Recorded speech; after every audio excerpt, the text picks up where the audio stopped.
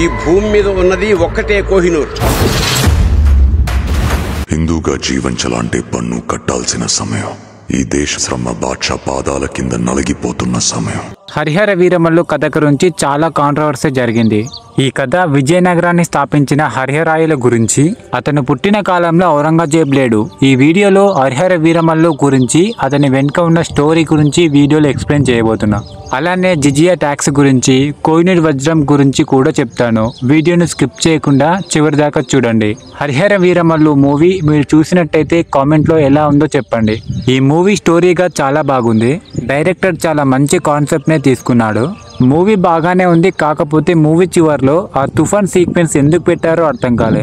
ఈ మూవీలో అతి ముఖ్యమైన విషయం ఏమిటి అంటే, మొఘళ్ళు దోచుకుంది మన దగ్గరున్న రత్నాలు, బంగారం మాత్రమే కాదు, మన పూర్వీకుల నుండి తరతరాలుగా వస్తున్న నాలెడ్జ్, జ్ఞానం, మన ఇతిహాసాల్లో రాసిన జ్ఞాన సంపదని నాశనం చేశారు. అందుకని ఇప్పటి తరం వారికి మన ఇతిహాసాలు, మహాభారతాలు చదివి అందులో ఉన్న మంచిని అర్థం చేసుకోవాలని ప్రతి ఒక్కరికి అలవాటు చేయాలి.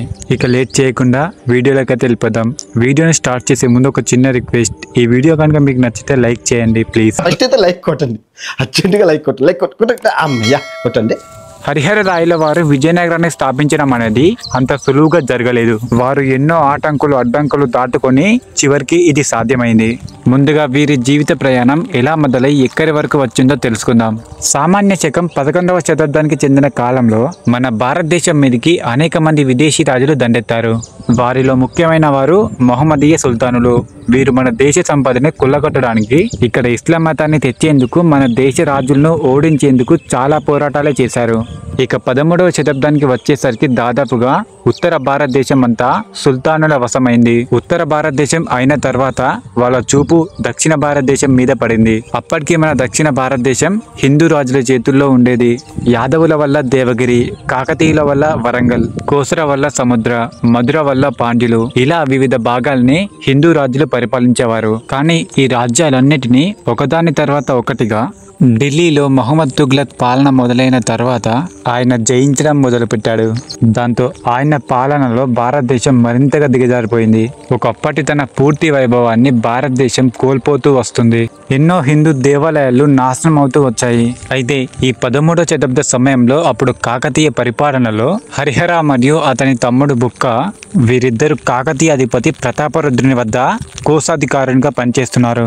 అయితే 1323వ సంవత్సరంలో ఢిల్లీ సుల్తాన్ చేతుల్లో ఈ కాకతీయ రాజు ఓడిపోవటంతో దాంతో రాజ్యం ఢిల్లీ సుల్తానుల వశమైంది.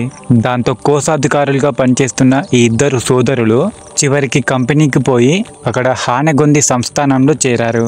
అయితే మళ్ళీ 3 సంవత్సరాల తర్వాత తుగ్లక్ సంస్థ 1326లో ఈ కంపెనీని కూడా జయించినప్పుడు ఈ అన్నదమ్ములు ఇద్దరు కూడా ఢిల్లీకి బందీ అయ్యారు. అలా వెళ్లే దారిలోనే దారి మధ్యలో ఒక భయంకరమైన గాలి వచ్చి సైనికులు, బందీలంతా చిల్లచిత్తులయ్యారు. సైనికుల గుర్రాలు, బండ్లు తిరగబడ్డాయి. అటువంటి సమయంలోనే ఈ అన్నదమ్ములు ఇద్దరికి పారిపోవాల్సిన సమయం వచ్చినా కూడా వీరు పారిపోలేదు. ఒక చెట్టు కింద కూర్చొని ఉన్నారు. దాంతో కొద్దిసేపటి తర్వాత వాతావరణం అనుకూలించిన తర్వాత తుగ్లక్ సుల్తాన్ బయటికి వచ్చి చూస్తే ఈ అన్నదమ్ములిద్దరూ ఒక చెట్టు కింద కూర్చొని ఉన్నారు. వీరు పారిపోకుండా ఎందుకు ఇలా కూర్చొని ఉన్నారు అని చూసి ఆశ్చర్యపడిపోయారు. దాంతో వారిని పిలిపించి ప్రశ్నించగా వారిచ్చిన సమాధానానికి తుగ్లక్ సుల్తాన్ సంతోషపడ్డాడు. అందుకు వాళ్ళిద్దరికి ఢిల్లీ దర్బారులో పదవులు ఇచ్చి స్థానాన్ని ఇచ్చాడు. అయితే హరిహర మరియు బుక్కా వీళ్ళిద్దరూ కూడా ఇష్టం లేకుండా కొన్ని పరిస్థితుల్లో పనిచేయాల్సి వచ్చింది. అయితే ఇదే సమయంలో తుగ్లక్ సుల్తానుల ఆజ్ఞల వల్ల, కొన్ని పరిస్థితుల వల్ల ఈ అన్నదమ్ములిద్దరూ హిందూ మతం నుంచి ఇస్లాం మతంలోకి మారాల్సి వచ్చింది. మారారు కూడా. ఇక మరోవైపు చూస్తే ఈ హరిహర మరియు బుక్కాను బంధించి తేవడం, కంపెనీని గెలవటమే. అయితే ఈ కంపెనీ రాజ్యాన్ని గెలిచాక ఆ రాజ్యాన్ని పాలించేందుకు ఈ రాజుల్లో కింది రాజైన మాలిక్ నాయబ్ను నియమించారు. ఇతని విధానాల వల్ల ప్రజలకు వ్యతిరేకత మొదలైంది. దాంతో ఇలానే కొనసాగితే కంపెనీ రాజ్యం చేజారిపోతుందని గమనించిన తుగ్లక్ ముందుగా ప్రజల్లో వ్యతిరేకతను తొలగించాలని భావించిన తుగ్లక్ ఒకప్పుడు ఇదే కంపెనీలో హరిహర మరియు బుక్క పనిచేశారు కాబట్టి వీళ్ళిద్దరికీ ఆ ప్రజల వాతావరణం తెలుసు కాబట్టి వీళ్ళిద్దరిని ఆ కంపెనీకి పంపించారు. ఇలా సరైన సమయం కోసం ఎంతో కాలం ఎదురు చూస్తున్న ఇద్దరు అన్నదమ్ముళ్ళు కంపెనీకి వెళ్ళాక ఆ కంపెనీలో ఉన్న పరిస్థితులను అదుపు చేసి ఆ కంపెనీని వీళ్ళ స్వాధీనం చేసుకున్నారు. ఆ క్షణం నుంచి తుగ్లక్ వీళ్ళిద్దరూ కలిసి నా కింద పనిచేస్తున్నారు అని అనుకున్నారు, కానీ వీళ్ళిద్దరూ కలిసి నన్ను బోల్తా కొట్టిస్తారు అని అనుకోలేదు. దాంతో తుగ్లక్ సైన్యంతో కంపెనీకి చేరుకోగా బుక్క మరియు హరిహర తెలివితో వీళ్ళ సైన్యాన్ని తిప్పికొట్టారు. దాంతో పూర్తిగా కంపెనీ వీళ్ళ చేతుల్లోకి రాగా ఆ సమయంలోనే విజయనగరాన్ని స్థాపించారు. ఇలా 1330 ఆ సమయంలో విజయనగరానికి పునాదిని నిర్మించారు. ఇక ఆ తర్వాత 1336లో శ్రీ విద్యానంద స్వామి సహాయంతో మళ్ళీ హిందూ మతాన్ని స్వీకరించాడు. అలాగే విజయరంగ స్వామిని తమ గురువుగా భావించి వారి సలహా మేరకు విజయనగరాన్ని ఒక పటిష్టవంతమైన నగరంగా చేశారు. ఇక హరిహర వీరమల్లు కుటుంబ విషయానికి వస్తే వీరిది సంగమ రాజవంశం. హరిహరునికి 4 సోదరులు ఉన్నారు. వీరి విజయనగర సామ్రాజ్యాన్ని మరింత బలోపేతం చేయడానికి హరిహరునికి సహాయం చేశారు. హరిహరుడు సుస్థిరమైన పాలన రాజ్యాన్ని ఏర్పాటు చేశాడు. ఇక వీరి తర్వాత వీరి తమ్ముడు మొదటి బుక్కరాయుడు రాజ్యానికి పాలకుడయ్యాడు. సంగమ వంశంలో బుక్కరాయుడు అందరికంటే ముఖ్యమైన వ్యక్తిగా చెప్పబడ్డాడు. ముందుగా వీరి రాజ్యానికి రాజధానిగా ఆనగొంది ఉండేది. ఆనగొంది ప్రస్తుతం తుంగభద్ర ఉత్తర తీరాన ఒక చిన్న గ్రామం. ఇక ఈ సామ్రాజ్యం బుక్కరాయుని పరిపాలనలో అభివృద్ధి చెందిన తర్వాత దీన్ని విజయనగరానికి తరలించారు. ఇలా మొదటి హరిహర రాయులు విజయనగరానికి పాలకుడయ్యాడు. ఇతనికి హక్కరాయులు మరియు వీర హరిహరాయులు అని పేర్లు కూడా ఉన్నాయి. ఇప్పుడు వీరి చరిత్రని పవన్ కళ్యాణ్ గారు యాక్ట్ చేశారు.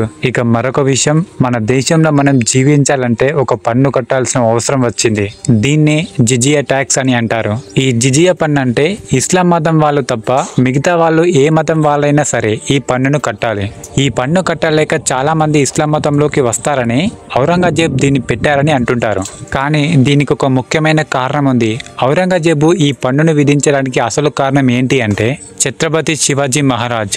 ఛత్రపతి శివాజీ మహారాజ్ మరాఠీ సామ్రాజ్యాన్ని స్థాపించి ఔరంగజేబ్ కంటి మీద కునుకు లేకుండా నిరంతరం దాడి చేస్తూనే ఉన్నాడు. దానివల్ల మరాఠీలతో యుద్ధం చేయడానికి తన వద్ద ఉన్న డబ్బులు సరిపోలేదు. ఔరంగజేబుకు మరింత సంపద కావాల్సి వచ్చింది.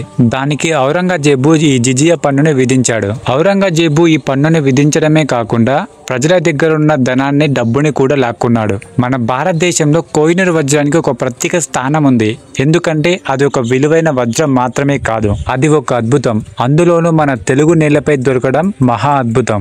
1740లో కోహినూర్ వజ్రం నాదీషా చేతుల్లోకి వెళ్ళింది. అతను తన సింహాసనంపై ఉన్న 2 నెమల్లో ఒక నెమలిపై తలపై పెట్టాడు. అప్పుడు ఈ కోహినూర్ వజ్రం గురించి తెలుసుకున్న నాదీషా దాని గొప్పతనం చూసి ఆశ్చర్యపడిపోయాడు. ఈ భూమి ఆకాశం ఏకం చేసినా కూడా ఈ కోహినూర్ వజ్రం ముందు తక్కువే అని ఒక సభలో నాదీషా చెప్పాడు. మొదటిగా ఈ కోహినూర్ వజ్రాన్ని ఆంధ్రప్రదేశ్లోని గుంటూరు జిల్లాలో కొల్లూరు గనిలో కనిపెట్టారు. అది 13వ శతాబ్దంలో.